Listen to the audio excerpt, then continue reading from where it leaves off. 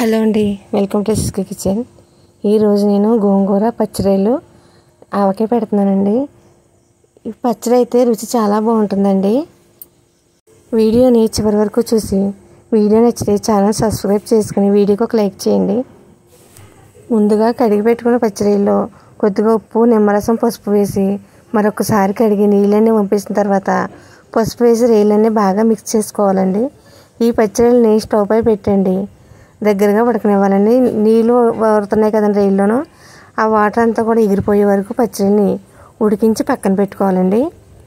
నేను పావు కేజీ రొయ్యలు తీసుకున్నానండి. పావు కేజీ రొయ్యలు అంటే అర కేజీ రొయ్యలు తీసుకుంటే పావు కేజీ రొయ్య పప్పు వచ్చిందండి. దీనికి కొలత ఒక పెద్ద కట్ట గోంగూర తీసుకునండి. గోంగూర కడిగి ఆరబెట్టి శుభ్రంగా చిన్న చిన్న ముక్కల కింద కోసి పక్కన పెట్టుకోవాలండి. ఇప్పుడు స్టవ్ పై బాండి పెట్టి ఒక 200 గ్రాముల నూనె వేసుకునండి. నూనె బాగా కాగనివ్వాలండి. నూనె కాగిన తర్వాత పసుపు వేసి ఉడికించుకున్న పచ్చి రొయ్యలు వేసి సన్నని మంట మీద దోరగా వేగనివ్వాలండి. రొయ్యలు ఆల్రెడీ ఉడికించినవే కాబట్టి అండి పెద్ద టైం తీసుకోదండి. కొంచెం క్రిస్పీగా అయ్యే వరకు వేగనివ్వాలండి. ఇవి కాలువ రొయ్యలండి. టేస్ట్ అయితే చాలా బాగుంటాయండి. నేను ఆల్రెడీ రొయ్యల్ని ఎలా నిల్వ చేసుకోవాలో, ఫ్రిడ్జ్లో పెట్టకుండా ఎక్కువ రోజులు ఎలా స్టోర్ చేసుకోవాలో వీడియో చేశానండి. ఆ లింక్ డిస్క్రిప్షన్లో ఇస్తానండి. ఒకసారి చూడాలంటే చూడండి.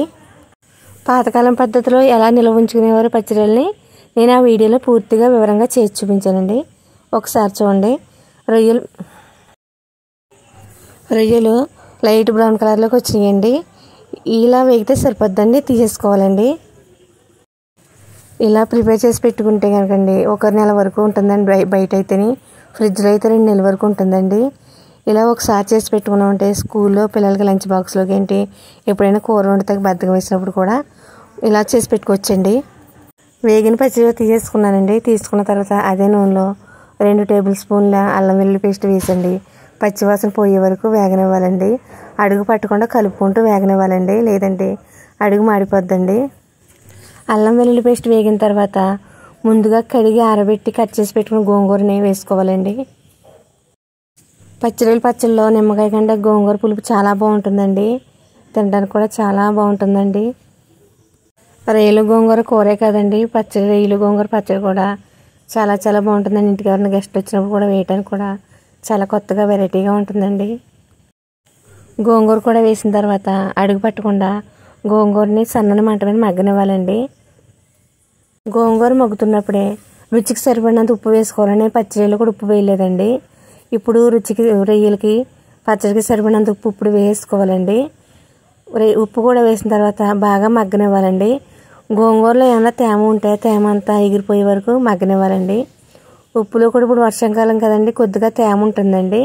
అందుకు ముందు వేసుకున్నామంటే ఉప్పు కూడా తేమ అనేది ఉంటే ఆరిపోద్దండి. గోంగూరని కట్ చేసాం కాబట్టి అండి ఇది ఏమి మళ్ళీ గ్రైండ్ చేయక్కర్లేదండి. ఇలా సరిపోద్దండి, మెత్తగా మగ్గిపోద్దండి. లేత కూర కాబట్టి చాలా ఈజీగా మగ్గిపోద్దండి గోంగూర అయితే చాలా సాఫ్ట్గా మగ్గిపోయిందండి. ఈ వీడియోలో చూపించినట్టుగా గోంగూరని చాలా స్మూత్గా మగ్గిపెట్టాలండి. ఇప్పుడు ఒక పావు స్పూన్ పసుపు వేసుకోవాలండి. పసుపు వేసిన తర్వాత ఒక స్పూన్ గరం మసాలా వేసుకోవాలండి. గరం మసాలా అంటే ధనియాలు, జీలకర్ర, లవంగం, చెక్క, ఇలాచి, షాజీరా వేసి డ్రై రోస్ట్ చేసి గ్రైండ్ చేసుకున్నానండి. ఆ మసాలా పొడి వేసానండి. మసాలా కూడా వేసిన తర్వాత ఒక 10 సెకండ్లు మగ్గనిచ్చండి. ఇప్పుడు వేయించి పెట్టుకున్న పచ్చిరొయ్యలు వేసండి బాగా కలుపుకోవాలండి. గోంగూర, ఉప్పు, మసాలా అంతా పచ్చిరొయ్యలు పెట్టుకునేలా బాగా కలుపుకోవాలండి.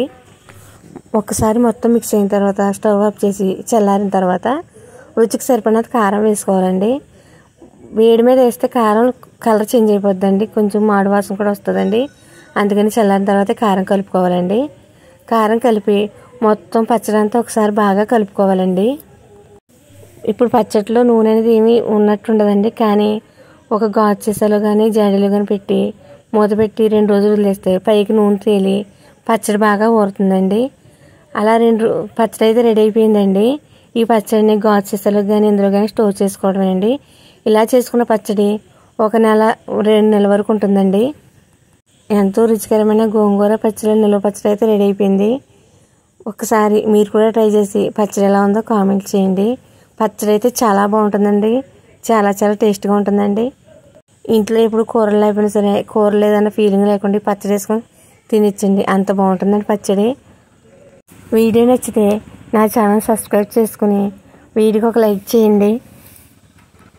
మీలో ఎంతమందికి గోంగూర పచ్చడి అంటే ఇష్టమో కామెంట్ సెక్షన్లో కామెంట్ చేయండి.